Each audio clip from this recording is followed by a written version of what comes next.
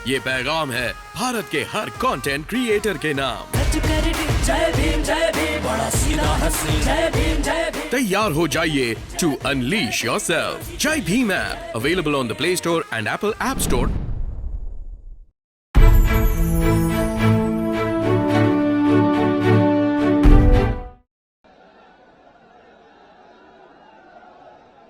अब मैं ज्यादा समय न लेते हुए अनुरोध करूंगा, आज की चुनावी जनसभा की मुख्य अतिथि बहुजन समाज पार्टी की राष्ट्रीय अध्यक्ष, उत्तर प्रदेश की पूर्व मुख्यमंत्री, पूर्व सांसद व करोड़ों करोड़ों कमजोर, मजलूम, बेसहारा दिलों की आवाज आदरणीय बहन कुमारी मायावती जी से कि वो आए और जनसभा को संबोधित करें। आदरणीय बहन जी।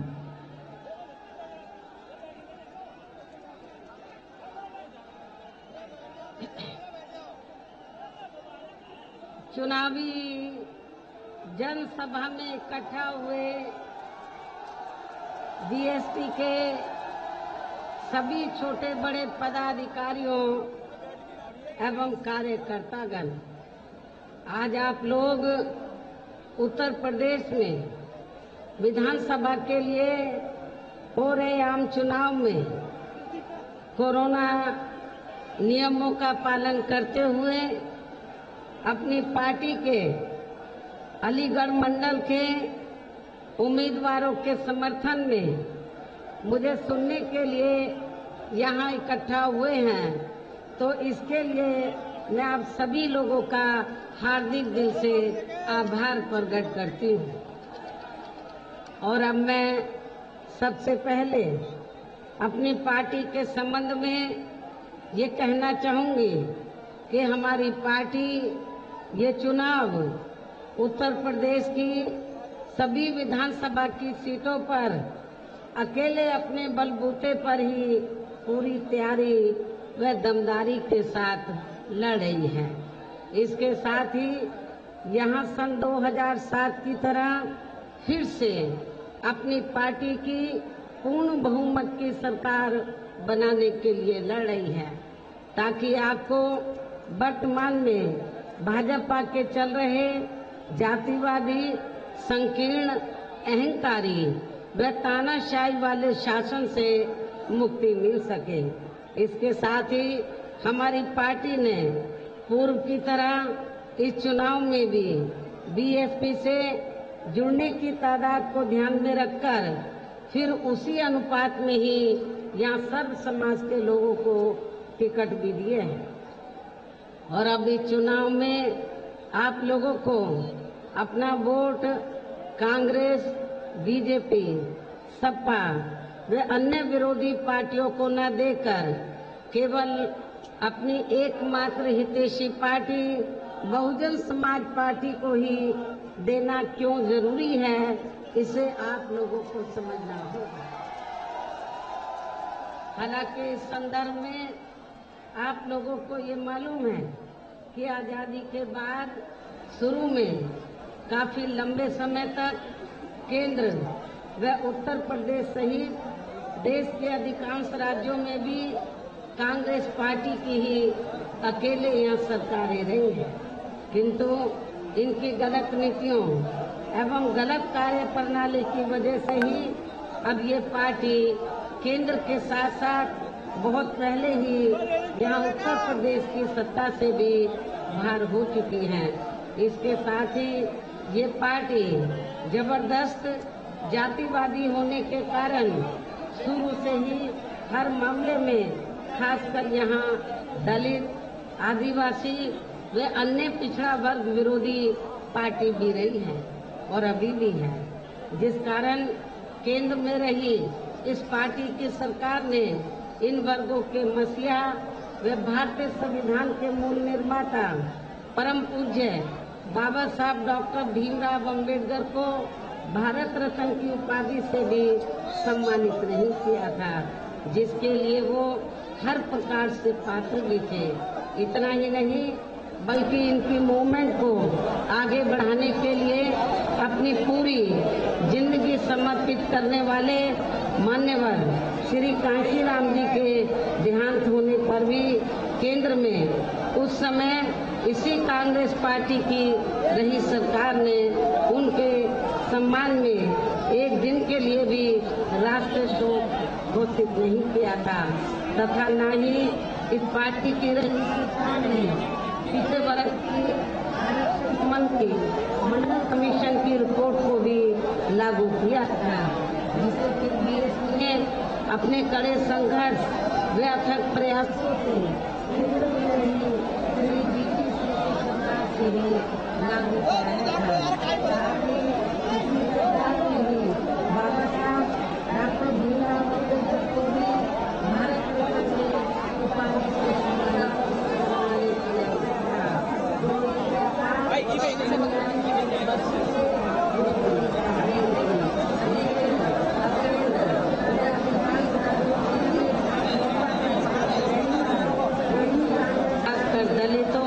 दलितों, आदिवासियों व अन्य पिछड़े वर्गों के वोटों की खातिर आए दिन किस्म किस्म की नाटकबाजी करती रहती है, जबकि इन वर्गों के मामले में इस पार्टी की सच्चाई तो ये है कि कांग्रेस पार्टी जब सत्ता में होती है और इनके अच्छे दिन होते हैं तो तब इस पार्टी को इन वर्गों का विकास व उत्थान आदि याद नहीं आता है तथा न ही इनको महिलाओं की भी भागीदारी याद आती है। इतना ही नहीं बल्कि इस पार्टी के बाद खासकर यहाँ सपा व बीजेपी आदि की बनी सरकार में भी यूपी की जनता अधिकांश मामलों में काफी ज्यादा दुखी रही है।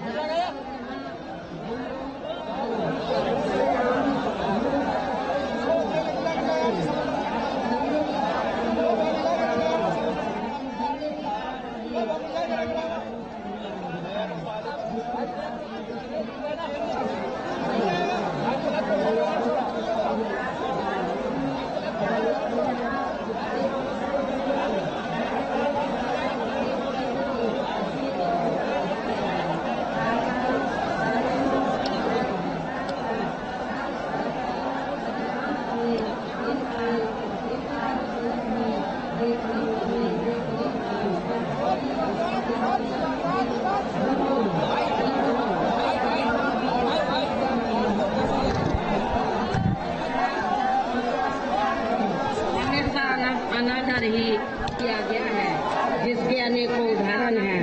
उनमें से कुछ का उल्लेख करना यहाँ मैं जरूरी समझती हूँ, जो इस प्रकार से है। श्री अखिलेश यादव की सपा सरकार ने प्रदेश में SC/ST का सरकारी ठेकों में आरक्षण खत्म कर दिया। जब सपा पावर में थी तो सपा सरकार ने प्रदेश में SC/ST का सरकारी ठेकों में आरक्षण खत्म कर दिया। ST का सरकारी ठेकों में आरक्षण खत्म कर दिया, जिसकी व्यवस्था पहली बार बीएसपी की सरकार में ही की गई थी। संसद में सपा ने SC व ST का पदोन्नति में आरक्षण का बिल फाड़ दिया तथा फिर उसे पास भी नहीं होने दिया था। SC/ST के छात्रों का विदेश जाकर पढ़ाई करने की योजना को खत्म कर दिया। पंचशील नगर का नाम बदलकर हापुड़ कर दिया। संत रविदास नगर का भी नाम बदलकर इन्होंने भदोई कर दिया। भीम नगर का नाम बदलकर सपा सरकार ने संभल कर दिया। छत्रपति शाहूजी महाराज मेडिकल कॉलेज का नाम बदलकर किंग जॉर्ज मेडिकल कॉलेज कर दिया। मान्यवर श्री कांशीराम जी कृषि विश्वविद्यालय बांदा का नाम बदल दिया गया। मान्य कोर्ट के निर्णय के आड़ में अनुसूचित जाति व जनजाति के कर्मचारियों का गलत तरीके से डिमोशन कर दिया गया। अनुसूचित जाति व जनजाति के छात्रों का शून्य शुल्क पर प्रवेश समाप्त कर दिया।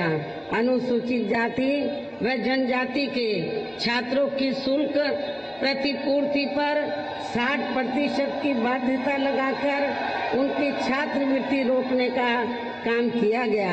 मान्यवर श्री कांशीराम जी अरबी फारसी विश्वविद्यालय का नाम भी बदल दिया गया। लखनऊ के गोमती नगर में डॉक्टर भीमराव अंबेडकर पार्क जो बीएसपी की सरकार में बनाया गया था, उसका नाम बदलकर जनेश्वर मिश्र पार्क कर दिया गया। सरकारी भूमि आवंटन में SC ST को मिलने वाली प्राथमिकता को खत्म कर दिया गया। SC ST की भूमि खरीदने को लेकर नया संशोधन लेकर आए, जिसमें बिना DM की अनुमति के कोई भी उनकी जमीन खरीद सकता था, जिससे इन कमजोर वर्गों की जमीन को हथियाया जा सके।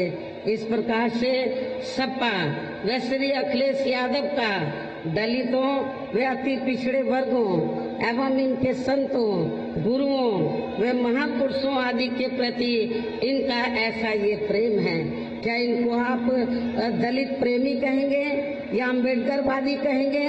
मैं समझती हूँ ये बिल्कुल दलितों के दुश्मन है, ना ही अम्बेडकरवादी हैं, ये तो अवसरवादी हैं, मौका प्रस्त हैं, जिसका इन वर्गों के लोगों को इस चुनाव में ऐसी समाजवादी पार्टी को किसी भी कीमत पर अब सत्ता में नहीं आने देना है। और इतना ही नहीं, बल्कि मैं तो ये भी सोच रही थी सपा सरकार के हटने के बाद शायद बीजेपी की सरकार सपा के इन फैसलों को जरूर बदल देगी, लेकिन ऐसा नहीं किया गया। जिसने सपा की तरह बीजेपी की सरकार की भी, जिससे सपा सरकार की तरह बीजेपी सरकार की भी दलितों व अन्य पिछड़े वर्गों एवं इनके संतों, गुरुओं व महापुरुषों आदि के प्रति जातिवादी मानसिकता साफ झलकती है। इसलिए इस चुनाव में सपा के साथ साथ बीजेपी को भी हमें सत्ता में आने से जरूर रोकना है। इसी प्रकार भारतीय जनता पार्टी की सरकार की भी नीतियां व कार्यशैली अधिकांश यहाँ जातिवादी, पूंजीवादी एवं RSS के संकीर्ण एजेंडे को ही लागू करने पर टिकी रही हैं, जिससे प्रभावित एवं शिकार हुए लोगों का इस सरकार में सही से विकास व उत्थान आदि नहीं हो सका है। साथ ही इनका हर स्तर पर काफी ज्यादा उत्पीड़न भी किया गया है। धर्म के नाम पर हमेशा यहाँ तनाव व नफरत आदि का वातावरण ही बना रहा है। प्रदेश में अपराध भी काफी ज्यादा बढ़े हैं, खासकर दलित, अकलियत व महिलाएं आदि भी इस सरकार में कतई भी सुरक्षित नहीं रही हैं। हाथरस कांड इसका खास उदाहरण है। वैसे भी मीडिया में इनके सही आंकड़ों को अधिकांश दबा दिया जाता है।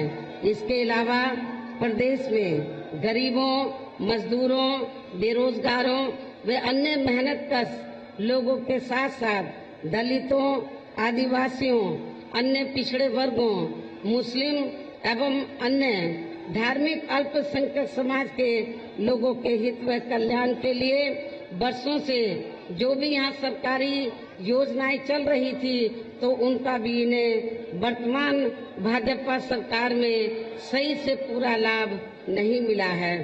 खासकर दलितों व पिछड़ों को भी अब आरक्षण का पूरा लाभ नहीं मिल पा रहा है, क्योंकि इन्होंने बड़े बड़े सरकारी कार्य ज्यादातर प्राइवेट सेक्टर के जरिए ही कराए हैं, जिसमें इनके लिए आरक्षण की कोई भी व्यवस्था नहीं है। सरकारी नौकरियों में भी इनका आरक्षण का कोटा पूरा नहीं किया गया है। मुस्लिम व अन्य धार्मिक अल्पसंख्यक समाज के लोगों के साथ तो बीजेपी की सरकार में अधिकांश यहाँ पक्षपात वाला रवैया ही अपनाया गया है। इतना ही नहीं, बल्कि इस बार बीजेपी की सरकार में अपर कास्ट समाज में से विशेषकर प्रबुद्ध वर्ग भी इस मामले में अपने आप को काफी ज्यादा उपेक्षित महसूस करता रहा है। इसके अलावा इनकी गलत आर्थिक नीतियों के कारण यहाँ गरीबी, बेरोजगारी व महंगाई आदि भी काफी ज्यादा बढ़ी है। खासकर चुनाव घोषित होने से पहले तो डीजल, पेट्रोल व रसोई गैस आदि की आए दिन बड़ी कीमतों ने भी जनता की काफी ज्यादा मुश्किलें बढ़ाई हैं और ऐसा लगता है कि चुनाव खत्म होने के बाद पुनः इनकी कीमतें बढ़ा दी जाएंगी। इसके साथ साथ उत्तर प्रदेश सहित पूरे देश के किसान भी केंद्र सरकार की गलत नीतियों के कारण काफी ज्यादा दुखी व परेशान रहे हैं और अभी भी हैं। साथ ही प्रदेश में बेरोजगार लोगों को रोजगार नहीं मिलने के कारण ही ज्यादातर इनको इस सरकार में भी पलायन करना पड़ा है।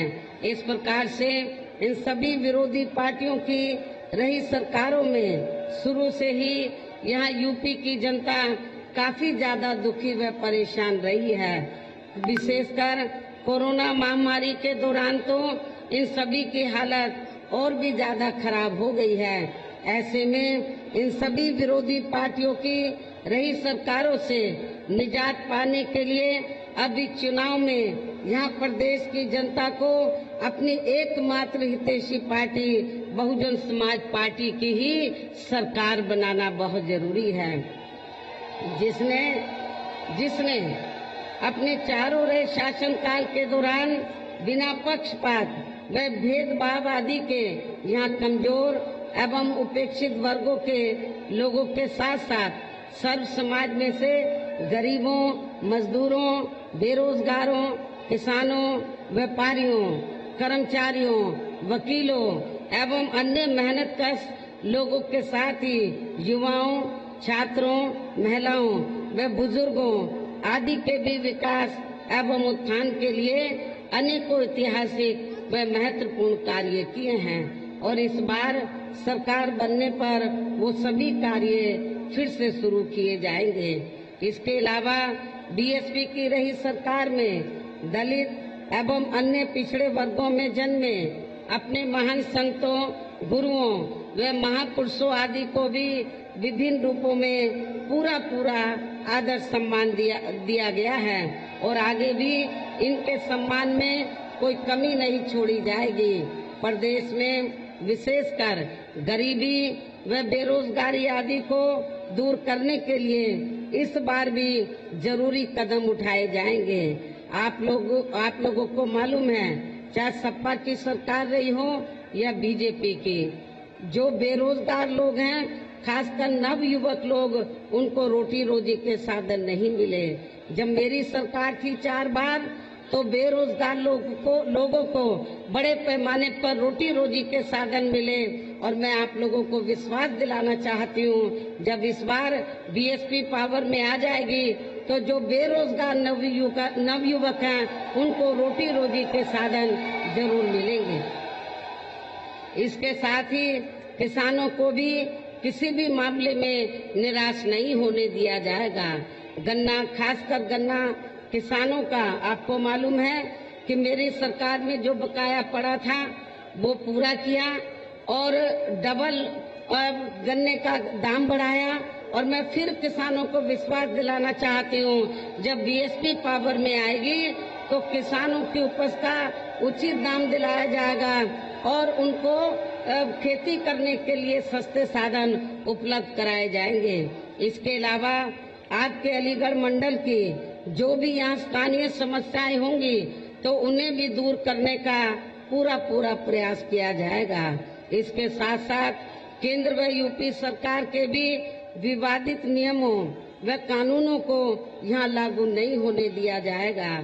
इसके साथ ही बीएसपी की सरकार बनने पर यहाँ बीजेपी व सपा आदि के शासनकाल की तरह कानून व्यवस्था को किसी भी कीमत पर खराब व लचर नहीं होने दिया जाएगा तथा हर स्तर पर कानून द्वारा कानून का राज ही कायम किया जाएगा।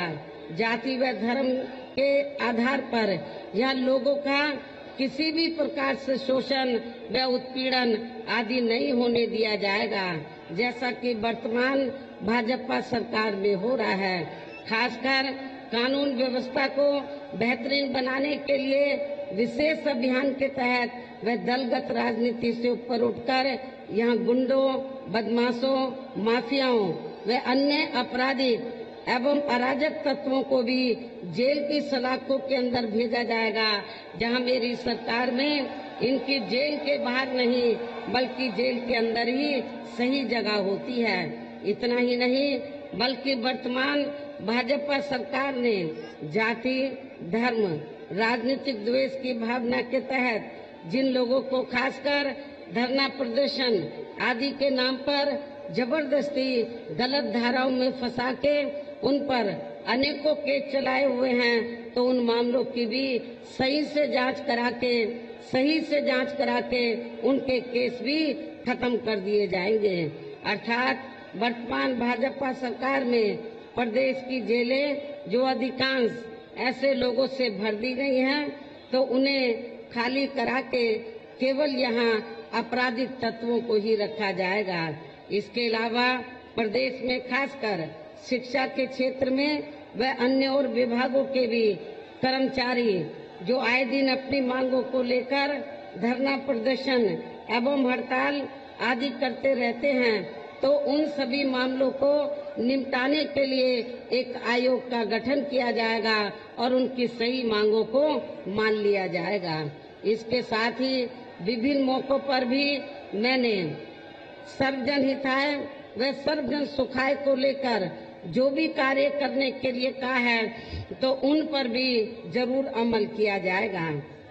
लेकिन ये सभी कार्य करने के लिए इस चुनाव में यहाँ बीएसपी की सरकार बनाना बहुत जरूरी है, जिसके लिए पार्टी के लोगों को वोट पड़ने तक यहाँ सभी विरोधी पार्टियों के साम, दाम, दंड भेद आदि हथकंडों से भी जरूर सावधान रहना है।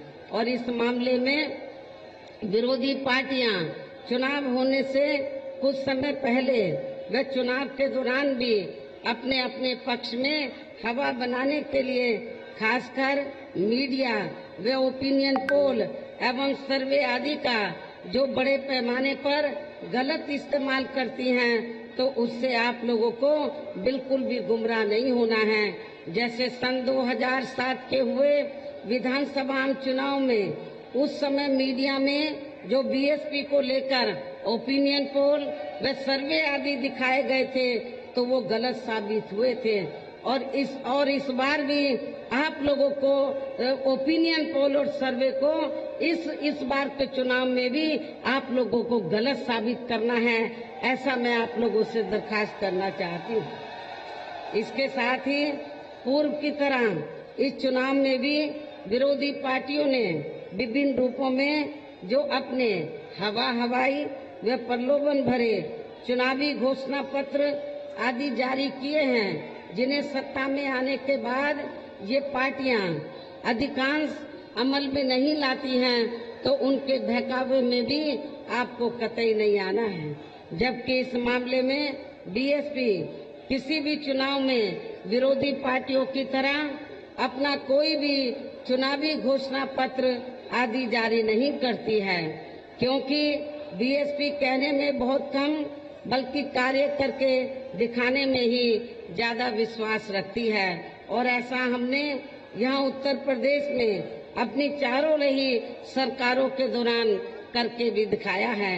इसके साथ ही यहाँ मैं ये भी कहना चाहती हूँ कि हमारी पार्टी की चारों रही सरकारों ने प्रदेश में बिगड़ी हुई कानून व्यवस्था को सुधारने के साथ साथ प्रदेश के विकास व आम जनहित के लिए जो असंख्य अति महत्वपूर्ण कार्य किए हैं, वो अभी तक यहाँ किसी भी विरोधी पार्टी की सरकार ने नहीं किए हैं, बल्कि ज्यादातर उन्हीं कार्यों के नाम व स्वरूप आदि बदलकर अब विरोधी पार्टियों की सरकारें उन्हीं को ही भुनाने में लगी रहती हैं। लेकिन उन कार्यों के प्रति इनकी नीयत व सोच सही नहीं होने के कारण उसमें भी ये पार्टियां ज्यादा सफल नहीं हो पाई हैं। और अब मेरा यही कहना है कि आप लोगों को इस चुनाव में अपने हित व कल्याण के लिए यहाँ फिर से यूपी में बीएसपी की सर्वजन हिताय व सर्वजन सुखाय की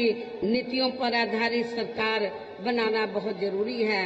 और इसके लिए पार्टी के लोगों को वोट पड़ने वाले दिन कोरोना नियमों का पालन करते हुए सबसे पहले सुबह उठते ही व समय से अपने अपने पोलिंग बूथों पर वोट डालने के लिए, जब वोट अन्य कोई व्यक्ति ना डाल सके, इसका भी आप लोगों को खुद ही ध्यान रखना है। इसके साथ साथ अपनी पार्टी का कोई भी वोट पड़ने से ना रह जाए तो उसका भी पार्टी की हर पोलिंग बूथ की कमेटी को विशेष ध्यान रखना है।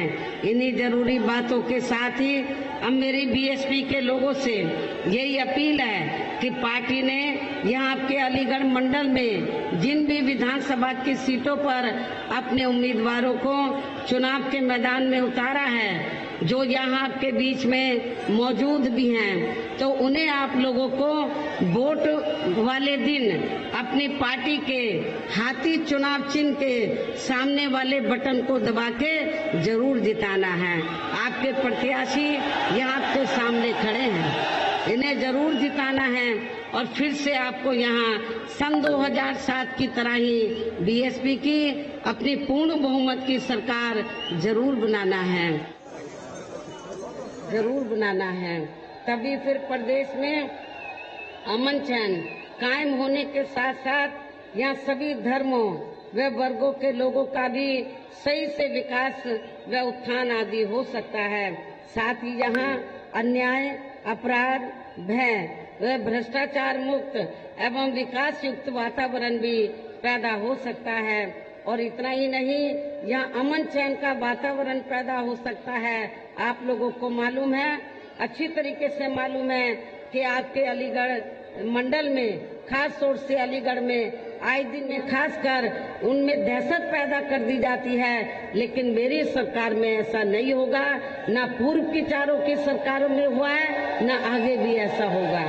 लोगों को लगेगा कि ये हमारी अपनी सरकार है, चाहे हिंदू है, चाहे मुसलमान है या अन्य अकलियत समाज के लोग हैं, सब लोगों को लगेगा ये हमारी अपनी पार्टी की सरकार है। और तभी फिर यहाँ परम पूज्य बाबा साहब डॉक्टर भीमराव अंबेडकर एवं मान्यवर श्री कांशीराम जी आदि का भी सही सपना साकार हो सकता है। इस उम्मीद के साथ ही अब मेरा यही कहना है कि अब आप लोगों को हर पोलिंग बूथ को जिताना है, बीएसपी को सत्ता में लाना है।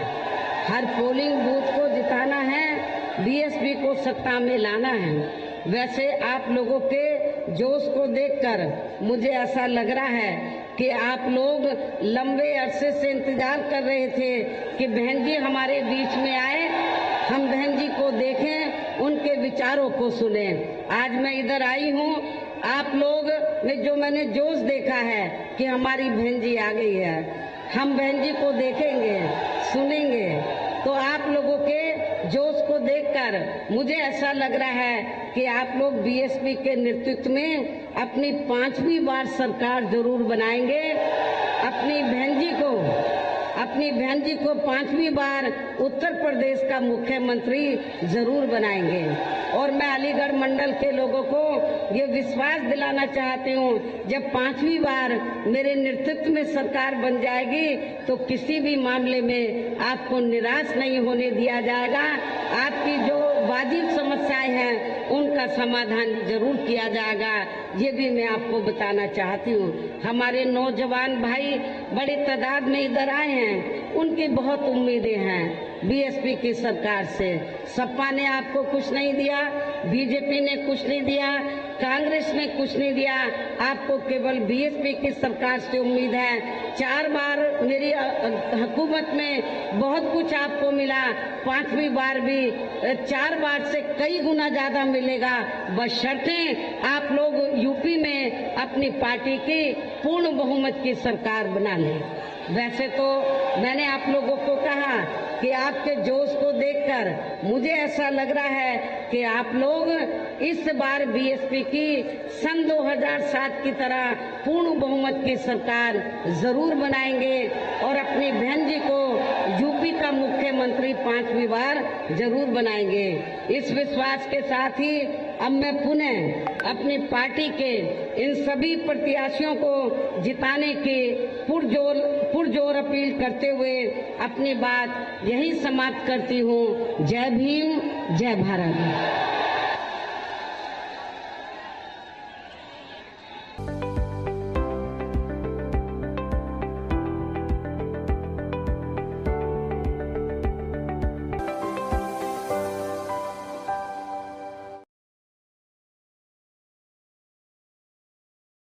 है।